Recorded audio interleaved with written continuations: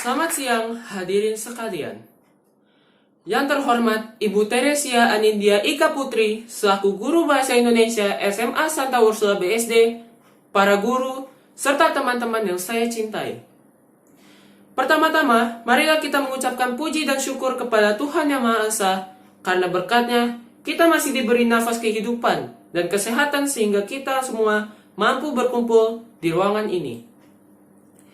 Pada kesempatan kali ini, izinkan saya, Marco Emilio Christopher, dari kelas 11 IPB, untuk menyampaikan gagasan, pemikiran, serta opini saya mengenai pentingnya menggunakan media sosial dengan bijak. Kita semua saat ini sudah hidup di zaman teknologi, zaman yang sudah sangat berkembang pesat.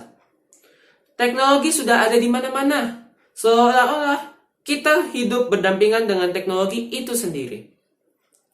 Salah satu bukti dari kita sudah hidup berdampingan dengan teknologi adalah dengan maraknya penggunaan media sosial. Siapa sih yang tidak kenal dengan media sosial? Semua orang di dunia ini, termasuk kita semua yang ada di sini, pasti memiliki media sosial. Ada yang memiliki hanya satu, atau dua, atau bahkan lebih dari dua. Media sosial sudah bagaikan makanan sehari-hari bagi kita semua, karena kepraktisannya dan mampu mempermudah kita untuk menemukan berita-berita yang baru yang sedang viral atau yang sedang menjadi perbincangan hangat di Indonesia. Selain itu, media sosial juga bisa menjadi jembatan bagi kita untuk berkomunikasi dengan anggota keluarga kita, teman-teman kita, sanak saudara kita, atau bahkan kita bisa bertemu dengan orang-orang baru di media sosial. Tak hanya itu, media sosial juga bisa dijadikan wadah bagi kita semua untuk membagikan momen-momen berharga atau momen-momen hidup yang tidak akan pernah kita lupakan, seperti momen ulang tahun, liburan, atau kelulusan. Bahkan media sosial bisa dijadikan sebagai media bisnis dan usaha untuk mempromosikan bisnis kepada orang lain. Maka dari itu, kita patut bersyukur dan berterima kasih kepada para pendiri media sosial seperti Mark Zuckerberg, pendiri Facebook, Kevin Systrom, pendiri Instagram, Jack Dorsey dan kawan-kawan sebagai pendiri Twitter, serta Zhang Yiming sebagai pendiri dari TikTok. Sebab tanpa mereka, kita tidak dapat menikmati fasilitas media sosial. Dan tanpa mereka pula, kita tidak akan mengenal apa itu media sosial. Hadirin yang saya hormati, seperti yang saya sebutkan sebelumnya, media sosial sudah menjadi bagian dari hidup kita. Dan kita serasa sudah dimanjakan dengan media sosial ini sendiri.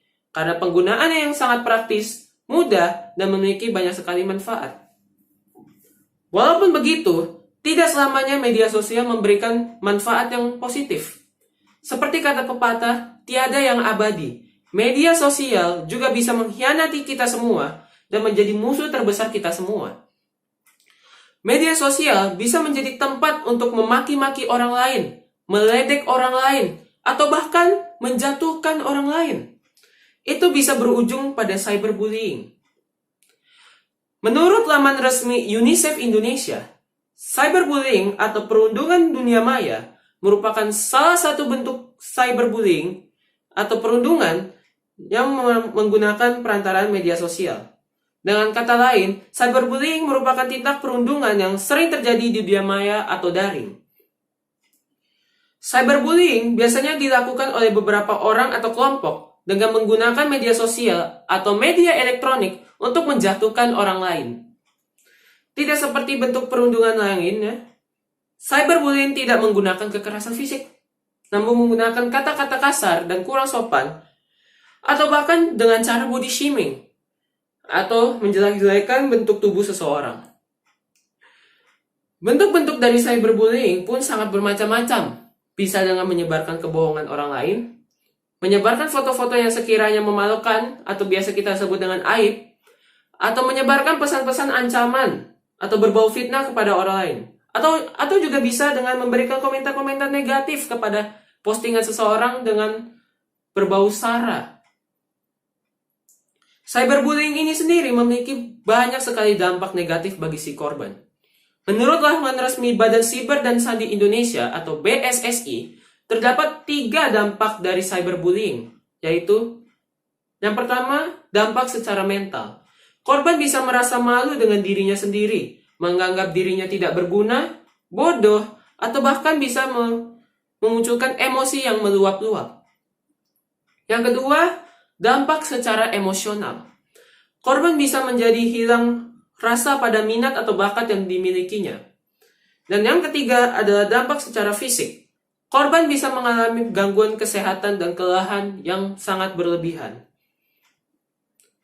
Hadirin yang saya hormati, cyberbullying bisa menimpa siapapun, dimanapun dan kapanpun, termasuk kita semua yang ada di pertemuan ini. Namun satu hal yang membuat prihatin dari cyberbullying ini adalah korban-korban dari cyberbullying merupakan orang-orang atau kelompok yang berbeda dengan kita. Salah satu di antaranya adalah kelompok atau komunitas LGBT.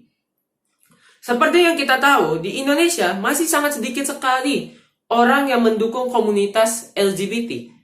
Banyak yang mengecam kelompok tersebut karena dianggap aneh, najis, dan salah satu penyebabnya terbesarnya adalah karena menyukai sesama jenis.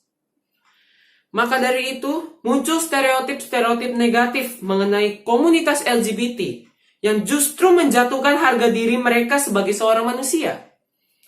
Maka dari itu, banyak negara yang sudah mulai menyuarakan hak-hak bagi kaum LGBT dan mengingatkan kita semua bahwa mereka juga manusia. Mereka juga memiliki hak untuk hidup, walaupun berbeda secara seksual dengan kita. Hal lain yang semakin menegaskan bahwa cyberbullying sangat berbahaya bagi para korbannya adalah cyberbullying sudah menelan banyak sekali korban jiwa. Seperti yang telah disebutkan, cyberbullying memiliki dampak langsung kepada korban, baik secara fisik maupun mental. Dan tak sedikit dari mereka yang merasa depresi memutuskan untuk mengakhiri hidup mereka dengan cara bunuh diri karena sudah tak sanggup menerima cacian, makian, serta ejekan dari orang-orang lain, dan sudah tidak ada jalan bagi mereka untuk meredam ganasnya dan panasnya cibiran orang lain. Kasus bunuh diri akibat cyberbullying tidak hanya menimpa orang-orang biasa seperti kita semua yang ada di sini, melainkan juga bisa menimpa para artis atau orang-orang papan atas di Indonesia atau di luar negeri. Saya akan mengambil contoh kasus bunuh diri yang dilakukan oleh mantan personil band K-pop FX yang bernama Sulli. Sulli memutuskan untuk mengakhiri hidupnya pada 14 Oktober 2019. Penyebabnya adalah Sulli mendapatkan banyak sekali tekanan dari media, dari para warganet mengenai dirinya, sehingga mengakibatkan ia mengalami depresi yang sangat berat, hingga memutuskan untuk menggantung dirinya sendiri di kediamannya di kota Seoul, Korea Selatan. Hadirin yang saya hormati, saya ingin menegaskan kembali bahwa cyberbullying merupakan musuh terbesar kita semua. Cyberbullying merupakan salah satu senjata pembunuh yang paling kejam yang ada di dunia ini. Hanya bermodalkan dengan tangan kita atau jari kita, serta gawai yang kita punya, kita bisa membuat banyak orang tersinggung dan depresi, dan berujung pada bunuh diri. Maka dari itu, pidato ini saya bawakan kepada hadirin sekalian untuk mengingatkan kita semua betapa pentingnya menggunakan media sosial dengan bijak. Sebagai generasi muda, kita harus pandai menggunakan media sosial. Walaupun kita sudah dimanjakan dengan media sosial bukanlah manusia, dan kita harus bisa mengontrol penggunaannya dengan baik. Jika kita tidak bisa menggunakan media sosial dengan baik, ia bisa menjadi layaknya pisau bermata dua dan bisa membahayakan diri kita sendiri. Oleh karena itu, marilah kita bijak dalam menggunakan media sosial dan menjunjung tinggi nilai penghargaan terhadap orang lain. Karena jika kita tidak bisa menghargai orang lain, maka jangan harap kita akan dihargai oleh orang lain. Demikian pidato saya pada siang hari ini. Terima kasih telah mendengarkan. Semoga pidato saya pada hari ini bisa menyadarkan kembali teman-teman dan Bapak Ibu guru untuk lebih bijak dalam menggunakan media sosial. Sekian dari saya. Terima kasih dan selamat siang.